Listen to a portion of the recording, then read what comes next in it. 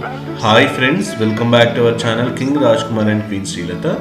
ఈరోజు ధరణి వెబ్సైట్ ద్వారా మ్యుటేషన్ ఎలా అప్లై చేసుకోవాలో చూద్దాము. యాక్చువల్గా ఇదివరకు మ్యుటేషన్ అనే ప్రాసెస్ మనము మండల ఆఫీస్ కానీ మున్సిపాలిటీ ఆఫీస్ కానీ వెళ్ళి రిజిస్టర్ వన్స్ ఏదైనా భూమి రిజిస్టర్ అయిన తర్వాత మనం మ్యుటేషన్ అప్లై చేసేవాళ్ళము.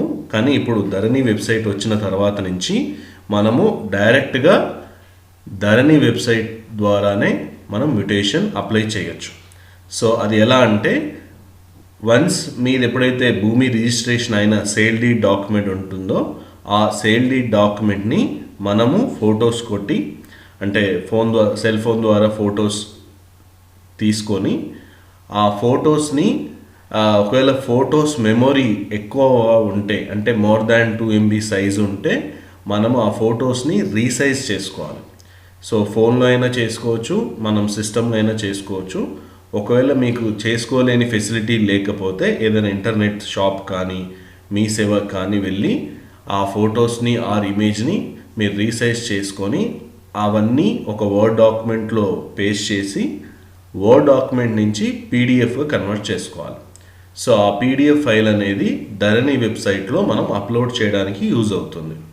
సో ఇక్కడ యాక్చువల్గా నేను నా సేల్ డీడ్ డాక్యుమెంట్ని నేను ఫొటోస్ తీసి ఆ ఫొటోస్ అన్నిటినీ నేను సిస్టంలో కాపీ చేసుకున్నాను. యాక్చువల్గా ఫస్ట్ పేజ్ ఒకటి మనం అప్లోడ్ చేస్తే సరిపోతుంది, కానీ దానికి సంబంధించిన డీటెయిల్స్ అనేది ఎక్కడ మెన్షన్ చేయలేదు. సో అప్లోడ్ డాక్యుమెంట్ అనే చోట మనం కంప్లీట్ సేల్ డీడ్ డాక్యుమెంట్ అనేది అప్లోడ్ చేయాలని నేను ఇవన్నీ కంప్లీట్ సేల్ డీడ్ డాక్యుమెంట్ని ఫొటోస్ తీశాను. ఇక్కడ చూస్తే నా ప్రతి ఒక్క ఇమేజ్ మోర్ దాన్ 2 MB ఉంది. సో వీటన్నిటిని నేను రీసైజ్ చేశాను. అంటే నా ఫోన్లోనే రీసైజ్ అనే యాప్ ఉంది. ఆ యాప్ ద్వారా ఈ ఫొటోస్ అన్నిటిని నేను రీసైజ్ చేశాను. అంటే 100% ఉన్న ఒక ఫోటోని 20%కే కుదించడం అన్నమాట. సో అలా తగ్గించినంత మాత్రాన క్లారిటీ అనేది అంతగా ఏమీ మారదు, క్లారిటీ అలాగే ఉంటుంది. సో అలా నేను ఇక్కడ ఉన్న ఇమేజెస్ అన్నిటినీ రీసైజ్ చేసి రీసైజ్ అనే ఫోల్డర్లో పెట్టాను. సో ఇప్పుడు వీటి మీరు సైజెస్ చూస్తే ఆల్మోస్ట్ 100, 150, 200 కేబీస్లలోకి వచ్చింది. ఎంబీలో ఉన్న ఫొటోస్ అన్నీ ఇప్పుడు కేబీలలోకి వచ్చినాయి. అంటే చాలా తక్కువ మెమొరీ ఆక్యుపై చేసే ఇమేజెస్ అన్నమాట. సో ధరణి వెబ్సైట్లో చాలామంది అప్లోడ్ చేస్తారు కాబట్టి సో అక్కడ సర్వర్ మెమొరీ ఎక్కడైతే మన ఈ ఫొటోస్ ఇమేజెస్ అన్నీ లోడ్ చేస్తుంటారు కదా, సో అది ఎక్కువ మెమొరీ అప్లోడ్ చేస్తే చాలామంది అప్లోడ్ చేస్తుంటారు కదా. సో మెమొరీ ఆక్యుపెన్సీ గురించి వాళ్ళు రెస్ట్రిక్షన్ పెట్టారు. ఓన్లీ లెస్ దాన్ 2 MB ఫైల్నే మనము అప్లోడ్ చేయడానికి ఫీజిబిలిటీ ఉందన్నమాట. సో నేను ఈ సేల్ డీడ్ డాక్యుమెంట్ని లెస్ దాన్ 2 MBగా కన్వర్ట్ చేసి పీడిఎఫ్గా కన్వర్ట్ చేశాను. సో ఇక్కడ నా సేల్ డీడ్ డాక్యుమెంట్ ఒకటి ఉంది, అలాగే ఈసీ డాక్యుమెంట్. ఈసీ అంటే ఎన్కాంబరెన్స్ సర్టిఫికేట్. సో ఎన్కాంబరెన్స్ సర్టిఫికేట్ అనేది జనరల్గా ఇదివరకు మనం రిజిస్ట్రేషన్ ఆఫీస్కి వెళ్ళి వన్స్ రిజిస్ట్రేషన్ అయిపోయిన తర్వాత మనం ఈసీ అప్లై చేసుకునే వాళ్ళం. బట్ ఇక్కడ మనం డైరెక్ట్గా ఆన్లైన్లోనే మన ఈసీ అనేది తీసుకోవచ్చు అనమాట. సో రిజిస్ట్రేషన్ URL ఉంటుంది, మీకు చూపిస్తాను. సో ఇది రిజిస్ట్రేషన్ అండ్ స్టాంప్స్ డిపార్ట్మెంట్ సంబంధించిన వెబ్సైట్. ఈ వెబ్సైట్లోకి వెళ్ళి ఇక్కడ మనకి ఎన్కాంబరెన్స్ సర్టిఫికేట్ అనే ఆప్షన్ ఉంటుంది, దాన్ని క్లిక్ చేసుకోవాలి. సో ఇక్కడ దానికి సంబంధించిన ప్రియర్ ఇన్ఫర్మేషన్ ఉంటుంది, క్లిక్ ఆన్ సబ్మిట్ చేస్తే ఇక్కడ మనకి ఈసీ కావాలంటే మన రిజిస్ట్రేషన్ సంబంధించిన డాక్యుమెంట్ నెంబరు, ఏ ఇయర్లో అయిందో ఆ ఇయర్, అలాగే ఏ రిజిస్టర్ ఆఫీస్లో అయిందో ఆ రిజిస్టర్ ఆఫీస్ లొకేషన్, ఆ 3 డీటెయిల్స్ మనం ఇస్తే మనం ఆటోమేటిక్గా మన ఎన్కాంబరెన్స్ సర్టిఫికేట్ అనేది వస్తుంది. సో ఇది encumbrance certificate or EC certificate. Once వచ్చిన తర్వాత దాన్ని మనం పీడిఎఫ్ ఫార్మేట్లో సేవ్ చేసుకోవాలి. సో ఇక్కడ ప్రింట్ అనే ఆప్షన్ ఉంటుంది. ఆ ప్రింట్ అనే ఆప్షన్ ద్వారా నేను ఈ ఈసీని అనేది పీడిఎఫ్ ఫార్మేట్లో సేవ్ చేస్తున్నాను. సో ఇలా నాకు ఎన్కాంబరెన్స్ సర్టిఫికేటు అలాగే సేల్ డీడ్. ఈ 2 డాక్యుమెంట్స్ ద్వారా నేను నా యొక్క భూమిని మ్యుటేషన్కి నేను అప్లై చేస్తున్నాను. సో మ్యుటేషన్ అప్లై చేయాలంటే రీసెంట్గా గవర్నమెంట్ లాంచ్ చేసిన ధరణి వెబ్సైట్కి వెళ్ళి అక్కడ అగ్రికల్చర్ అనే ఆప్షన్కి వెళ్ళి అప్లై ఫర్ మ్యుటేషన్ అనే ఆప్షన్ క్లిక్ చేసుకోవాలి. ఇక్కడ మీరు ఆల్రెడీ రిజిస్టర్ చేసుకున్నట్టయితే మీ direct mobile number and password ఇచ్చి లాగిన్ చేయొచ్చు. ఒకవేళ మీరు రిజిస్టర్ చేసుకోకపోతే పక్కన రైట్ సైడ్ కార్నర్లో సైన్ అప్ అనే ఆప్షన్ ఉంటుంది. సో సైన్ అప్ ఆప్షన్ ద్వారా మనం జనరల్గా ఫేస్బుక్ అకౌంట్ అలాగే జీమెయిల్ అకౌంట్ ఎలా అయితే క్రియేట్ చేస్తామో అలాగే ఇక్కడ మన ఫోన్ నెంబర్ ద్వారా మన ఫోన్ నెంబర్ డీటెయిల్స్ ఇస్తే ఆటోమేటిక్గా ఓటీపీ వస్తుంది. ఆ ఓటీపీ ద్వారా మన మొబైల్ని రిజిస్టర్ చేసుకోవచ్చు. ఈవెన్ దో మీరు రిజిస్టర్ చేసుకున్న తర్వాత కూడా ఎవ్రీ టైం మీరు ఎప్పుడైతే లాగిన్ అవ్వాలనుకుంటున్నారో ఎవ్రీ టైం మనకు ఓటీపీ వస్తుంది. ఆ ఓటీపీ ద్వారా మనము ధరణి వెబ్సైట్లోకి లాగిన్ అవుతాం అన్నమాట. సో ఇక్కడ లాగిన్ అయిన తర్వాత ఆల్రెడీ మీరు ఒకవేళ మ్యుటేషన్ అప్లై చేసుంటే మీకు సంబంధించిన డీటెయిల్స్ ఇక్కడ వస్తాయి. ఒకవేళ మీరు ఫ్రెష్గా అప్లై చేయాలని అనుకుంటే మీకు లెఫ్ట్ సైడ్లో అప్లై ఫర్ మ్యుటేషన్ అని ఉంటుంది. సో ఆ ఆప్షన్ని మనం సెలెక్ట్ చేసుకోవాలి. Application for mutation so application for మ్యుటేషన్కి వెళ్ళిన తర్వాత ఇక్కడ do you have seller passbook number అని అంటే మీ దగ్గర ఉంటే ఎస్ అని పెట్టండి.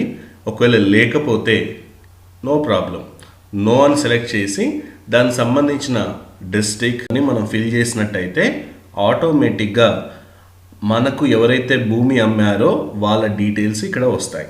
సో ఆ సర్వే నెంబర్లో వాళ్ళ డీటెయిల్స్ ఉండాలి ప్రియర్గా. ఒకవేళ వాళ్ళ నేమ్స్ ఒకవేళ ధరణిలో రాకపోతే సో వాళ్ళు మళ్ళీ సపరేట్ ప్రాసెస్ ద్వారా వాళ్ళు అప్లై చేసుకోవాలి, అది వేరే ప్రాసెస్. సో ఇక్కడైతే కంపల్సరీ వాళ్ళ డీటెయిల్స్ అనేవి మనం ఎప్పుడైతే డిస్ట్రిక్ట్, మండల్, విలేజ్ అలాగే సర్వే నెంబర్ ఇస్తే వాళ్ళ డీటెయిల్స్ మనకి ఇక్కడ వస్తాయి. సో అతని పాస్బుక్ డీటెయిల్స్, అతని ఏదైతే సెల్లార్ ఉన్నారో దానికి సంబంధించిన సర్వే నెంబర్స్, ఆయనకు వేరే వేరే సర్వే నెంబర్లో కూడా డీటెయిల్స్ ఉంటాయి, అంటే భూములు ఉన్నా కూడా. సో మనకి ఏ సర్వే నెంబర్లో భూమి అయితే అమ్మారో ఆ సర్వే నెంబర్లో మనం ఎంతైతే భూమి కొన్నామో ఆ భూమి డీటెయిల్స్ ఇక్కడ ఇవ్వాలి. సో గుంటలలో అయితేనో 0.06, ఫర్ ఎగ్జాంపుల్ 6 గుంటలు అనుకోండి 0.06 ఇవ్వాలి. ఒకవేళ 5 గుంటాస్ అయితే 0.05, ఒకవేళ 10 గుంటలు అయితే 0.10, లైక్ దట్ మనము గుంటలలో మెన్షన్ చేయాల్సి ఉంటుంది ఇక్కడ. సో ఎకరాలు అయితే ఫర్ ఎగ్జాంపుల్ 1 ఎకర్ అయితే 1.0 అలా అన్నమాట. సో ఆ తర్వాత మనము ఎక్కడ రిజిస్టర్ చేసుకున్నాం ఈ భూమిని, ఏ ఆఫీస్లో, ఎస్ఆర్ఓ ఆఫీస్ అంటే రిజిస్టర్ ఆఫీస్లో ఏ ఆఫీస్లో మనం అయితే చేసుకున్నామో ఆ అడ్రస్, అలాగే డాక్యుమెంట్ నెంబర్, రిజిస్ట్రేషన్ ఇయర్, ఏ ఇయర్లో మనం రిజిస్టర్ చేసుకున్నాము, అలాగే అప్లోడ్ డాక్యుమెంట్. ఈ అప్లోడ్ డాక్యుమెంట్ దగ్గర మనం సేల్ డీడ్ డాక్యుమెంట్ ఏదైతే మనం పీడిఎఫ్గా తయారు చేసి పెట్టుకున్నామో ఆ పీడిఎఫ్ <2 MB ఉండాలి. అది మనం ఇక్కడ అప్లోడ్ చేయాలి. సో ఒకవేళ <2 MB ఉంటే అది తీసుకోదన్నమాట. So it always the document should be <2 MB అని వస్తుంది మనకి. సో ఇక్కడ ఈసీ డాక్యుమెంట్, ఇక్కడ మనము ఈసీ ఏదైతే మనము రిజిస్ట్రేషన్ వెబ్సైట్ నుంచి తెచ్చుకున్నామో ఆ ఈసీని ఇక్కడ అప్లోడ్ చేయాలి. అలాగే బయ్యర్ డీటెయిల్స్ అంటే మీరు ఏదైతే భూమి కొన్నారో ఆల్రెడీ మీకు పాస్బుక్ ఉంటే, ఇదివరకు మీకు వ్యవసాయ సంబంధించిన పాస్బుక్ ఉంటే ఆ పాస్బుక్ డీటెయిల్స్ ఇక్కడ ఇవ్వాలి. ఒకవేళ మీకు లేని పరిస్థితిలో ఏదైతే మీకు పాస్బుక్ లేకపోతే నో అని చెప్పి మీ కంప్లీట్ డీటెయిల్స్ ఇవ్వాల్సి ఉంటుంది. అంటే ఆధార్ కార్డ్ నెంబర్, అలాగే మీ నేము, డేట్ ఆఫ్ బర్త్ అవన్నీ ఇవ్వాల్సి ఉంటుంది. ఒకవేళ మీకు ఆల్రెడీ పాస్బుక్ ఉంటే ఎస్ అని క్లిక్ చేసి మీ పాస్బుక్ నెంబర్ అక్కడ ఎంటర్ చేస్తే ఫెచ్ అండ్ డీటెయిల్స్ కొట్టగానే ఇమ్మీడియట్గా మీ డీటెయిల్స్ ఆల్రెడీ ఇదివరకు ఉంటాయి కాబట్టి ఆ డీటెయిల్స్ అన్నీ ఇక్కడ వస్తాయి. ఒకవేళ ఇఫ్ ఎనీ కేస్ ఆ డీటెయిల్స్లో ఏమైనా మాడిఫికేషన్స్ ఉన్నా, మీరు ఏమైనా కరెంట్ అడ్రస్ చేంజ్ చేసుకోవాలనుకున్నా, ఫర్ ఎగ్జాంపుల్ అక్కడ ఉన్న మీరు ఆధార్ కార్డులో ఒక అడ్రస్ ఉంటుంది, బట్ మీరు ఇప్పుడు ఆ అడ్రస్లో లేరు. సో అలాంటప్పుడు మీరు ఏం చేస్తారంటే కమ్యూనికేషన్ అడ్రస్ అని చెప్పి మీరు కమ్యూనికేషన్ అడ్రస్ ఇవ్వాల్సి ఉంటుంది అక్కడ. సో ఆ అడ్రస్ అన్ని వెరిఫై చేసుకుని క్లిక్ ఆన్ నెక్స్ట్ అనే ఆప్షన్ కొట్టగానే మనకి ఈ డీటెయిల్స్ వస్తుంది. ఇక్కడ మనకి ప్రొసీడ్ అనే ఆప్షన్ వస్తుంది. సో ఇది అంతే, జస్ట్ చలాన్ అనే నెంబర్ జనరేట్ అవుతుంది. ఆ చలాన్ నెంబర్ జనరేట్ అయిన తర్వాత మీరు ఇమ్మీడియట్గా క్లిక్ ఆన్ ప్రొసీడ్ కొడితే ఇక్కడి నుంచి మీరు అమౌంట్ పే చేయొచ్చు అనమాట. సో జనరల్గా ఎస్బీఐ అనేది బై డిఫాల్ట్ ఆప్షన్ ఉంటుంది. ఎస్బీఐ అనే కాకుండా మీరు వేరే ఏ బ్యాంక్ ద్వారా అయినా మీరు ఈ అమౌంట్ను 675 రూపీస్ని మీరు పే చేయొచ్చు అనమాట. సో ఇక్కడ నేను నా ఎస్బీఐ క్రెడెన్షియల్స్ ఇస్తున్నాను. సో లాగిన్ చేసి ఓటీపీ వచ్చిన తర్వాత మీరు ఎస్బీఐ బ్యాంక్ ద్వారా ఆ 675 రూపీస్ మీరు పే చేయొచ్చు.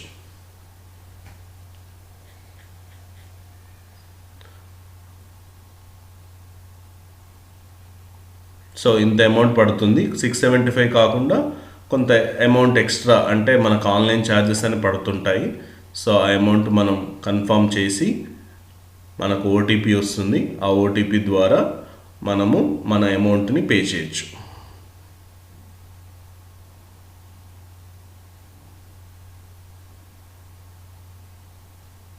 సో నాకు ఓటీపీ వచ్చింది. సో ఆ ఓటీపీ అనేది జాగ్రత్తగా ఎంటర్ చేసి కన్ఫర్మ్ చేస్తే ఆటోమేటిక్గా డైరెక్ట్గా మీరు మీ అకౌంట్ ద్వారా ఆన్లైన్లోనే అమౌంట్ పే చేయొచ్చు అనమాట. సో వన్స్ మీరు అమౌంట్ పే చేయగానే మీకు ఎస్బీఐ నుంచి అలాగే ధరణి వెబ్సైట్ నుంచి కూడా మీకు ఒక మెసేజ్ వస్తుంది. మీరు 675 రూపీస్ మొటేషన్కి మీరు అప్లై చేశారని చెప్పి మనకు ఒక మెసేజ్ కూడా, కన్ఫర్మేషన్ మెసేజ్ కూడా వస్తుంది. సో ఆ తర్వాత పే చేసిన తర్వాత మళ్ళీ ఒకసారి లాగిన్ చేసి ఇదివరకు మీరు ఏ ఫోన్ నెంబర్తో అయితే లాగిన్ చేశారో అదే ఫోన్ నెంబర్ తోటి లాగిన్ చేసి మనం ఏదైతే అప్లై చేశామో ఆ అప్లికేషన్ సెండ్ అయిందా లేదా ఒకసారి చూసుకోవచ్చు అనమాట. సో ఎవ్రీ టైం మనం ఇక్కడ క్యాప్చా ఎంటర్ చేయాలి. తర్వాత మనకు ఓటీపీ వస్తుంది, ఆ ఓటీపీ కూడా ఎంటర్ చేయాలి. సో ఇది సెక్యూరిటీ పర్పస్గా పెట్టారు. సో ఎవ్రీ టైం మన కంపల్సరీ మన ఫోన్ నెంబర్కి అనేది ఓటీపీ అనేది వస్తుంది.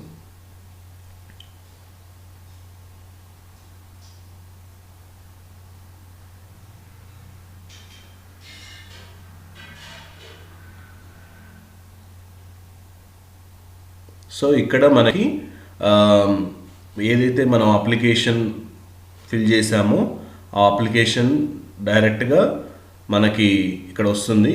సో ఆ అప్లికేషన్ మనం డౌన్లోడ్ చేసుకోవచ్చు అనమాట. సో ఇదివరకు ప్రాసెస్లో మనం అప్లికేషన్ అంతా ఫిల్ చేయాల్సి ఉండేది మాన్యువల్గా. బట్ డైరెక్ట్గా ఇక్కడ ఏదైతే మనం ఫిల్ చేసామో ఆ డీటెయిల్స్ అన్నీ మనకి ఇక్కడ వస్తాయి. ఆ డీటెయిల్స్ అన్నీ మనం ఒకసారి చెక్ చేసుకోవాలి, పర్ఫెక్ట్గా అన్నీ కరెక్ట్గా ఉన్నాయా లేవా అని చెప్పేసి. ఓకే, సో ఇక్కడ మనం చెక్ చేసుకోవచ్చు. చెకింగ్ చేసుకున్న తర్వాత ఈ అప్లికేషన్ ఫామ్ని మనం ప్రింట్అవుట్ తీసుకోవాలి. ఈ అప్లికేషన్ ఫామ్ ఒకటి, అలాగే ఇంకొకటి ఉంటుంది. ఏదైతే మనము అమౌంట్ పే చేసామో ఆ అమౌంట్ పే చేసిన రిసిప్ట్, సో ఆ అమౌంట్ పే చేసిన రిసిప్ట్ ఒకటి, అప్లికేషన్ ఒకటి, ఈ రెండు మనము ప్రింట్అవుట్ తీసుకోవాల్సి ఉంటుంది. సో పెండింగ్ ఫర్ అప్రూవల్ అని ఉంది. సో నాకు ఆల్మోస్ట్ ఒక 1 వీక్ తర్వాత నాకు కన్ఫర్మేషన్ వచ్చింది. సో పెండింగ్ ఫర్ అప్రూవల్ అంటే మన అప్లికేషన్ అనేది ఎంఆర్ఓ ఆఫీస్కి వెళ్తుంది.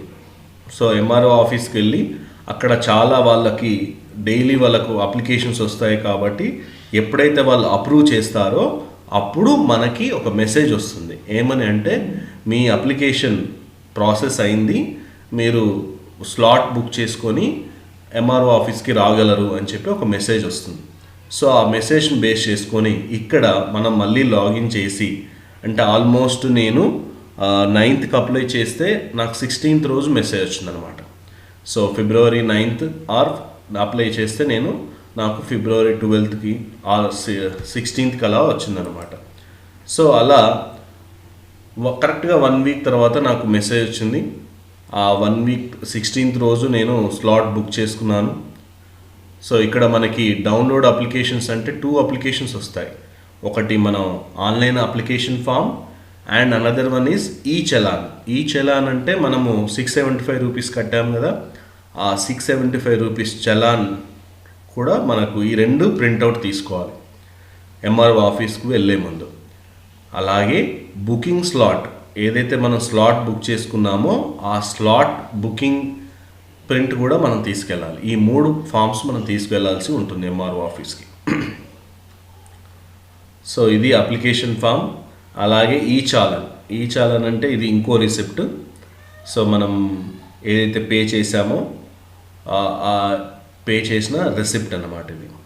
సో ఇలా ఈ 2 ఫామ్స్ మనం డౌన్లోడ్ చేసుకొని మనకి ఏ రోజైతే కుదురుతుందో ఆ రోజు మనం స్లాట్ బుక్ చేసుకోవాలి ఇక్కడ. సో సండే ఈజ్ హాలిడే, ఏమైనా ఫెస్టివల్ హాలిడేస్ ఉంటే కూడా హాలిడే ఉంటుంది, మనకు అక్కడ చూపిస్తుంది హాలిడేనా కాదా అని చెప్పి.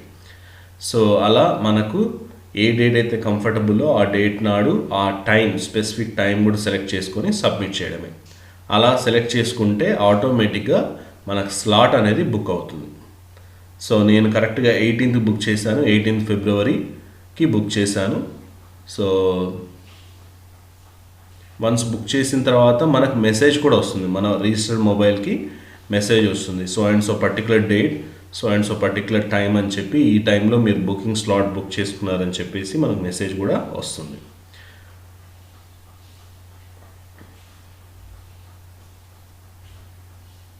సో డౌన్లోడ్ రిసిప్ట్, ఇక్కడ ఈ రిసిప్ట్ ఏంటంటే మీరు స్లాట్ బుక్ చేసుకున్న రిసిప్ట్ అనమాట. సో స్లాట్ బుకింగ్ రిసిప్ట్ ఒకటి, అలాగే ఈ చాలన్ రిసిప్ట్ ఒకటి, అలాగే ఆన్లైన్ అప్లికేషన్ ఫామ్ ఒకటి. ఈ 3 జిరాక్స్ ఆర్ ప్రింట్అవుట్స్ మనం తీసుకువెళ్ళాల్సి ఉంటుంది ఎంఆర్ఓ ఆఫీస్కి. అలాగే ఈ 3 ఫామ్స్తో పాటు సేల్ డీడ్ జిరాక్స్ కూడా వాళ్ళు అడుగుతున్నారు, సేల్ డీడ్ జిరాక్స్ కూడా మనం తీసుకెళ్ళాలి. సేల్ డీడ్ జిరాక్స్ ఈ 3 ఫామ్స్ తీసుకెళ్తే వాళ్ళు ఫస్ట్ మనకు ఒక బుక్లో మనకు సిగ్నేచర్ పెట్టమంటారు. సిగ్నేచర్ పెట్టిన తర్వాత ఎంఆర్ఓ గారు ఎప్పుడైతే మనకి వాళ్ళ తమ్నైలు మన తంబు 2 థంబ్స్ ఇస్తేనే మనకు ఆటోమేటిక్గా అది స్లాట్ అనేది బుక్ ఓపెన్ అవుతుంది. సో నేను 18th రోజు భువనగిరి ఎంఆర్ఓ ఆఫీస్కి వెళ్ళాను. ఎవరైతే బుక్ చేసుకున్నారో వాళ్ళ స్లాట్ లిస్ట్ మనకు అక్కడ వాల్ పైన స్టిక్ చేస్తారు ఎవ్రీడే. సో మన స్లాట్ ఉందా లేదా చెక్ చేసుకోవాలి. అలాగే మనం వెళ్ళగానే ఏదైతే మన ప్రింట్అవుట్స్ తీసుకున్నామో ఆ ప్రింట్అవుట్స్ అన్నీ మనం అక్కడ సబ్మిట్ చేసి సైన్ పెట్టి మన థంబ్ పెడితే ఆటోమేటిక్గా ఎంఆర్ఓ గారు ఎప్పుడైతే ఆయన థంబ్ కూడా పెడితే ఆటోమేటిక్గా అది వెబ్సైట్ అనేది ఓపెన్ అవుతుంది, వేరే వాళ్ళు పెడితే ఓపెన్ అవ్వదు. సో ఆ తర్వాత మనకు కన్ఫర్మేషన్ ఇస్తారు. కన్ఫర్మేషన్ ఇచ్చిన తర్వాత కూడా ప్రింట్అవుట్ అంటే మన పాస్బుక్ అయితే కొత్త పాస్బుక్ ఎలా అయితే వస్తుందో దానికి సంబంధించిన ఒక ప్రింట్అవుట్ కూడా మనకి ఇస్తారన్నట్టు. సో ఎలా మనకి పాస్బుక్ వస్తుంది డీటెయిల్స్ అనేవన్నీ. ఓకే, సో ఇది ఈరోజు మనం ఆన్లైన్లో మ్యుటేషన్ ఎలా అప్లై చేసుకోవచ్చో మనం తెలుసుకున్నాము. నేను ఆల్మోస్ట్ క్లియర్గా first end to end process చెప్పాననే నేను అనుకుంటున్నాను. ఈ వీడియో కనుక మీకు హెల్ప్ అయితే సో లైక్ చేయండి, అలాగే కింద కామెంట్ సెక్షన్లో కామెంట్ చేయండి. సో మరిన్ని మంచి మంచి వీడియోస్తో మళ్ళీ కలుద్దాం. అంతవరకు this is Raj Kumar. Bye bye.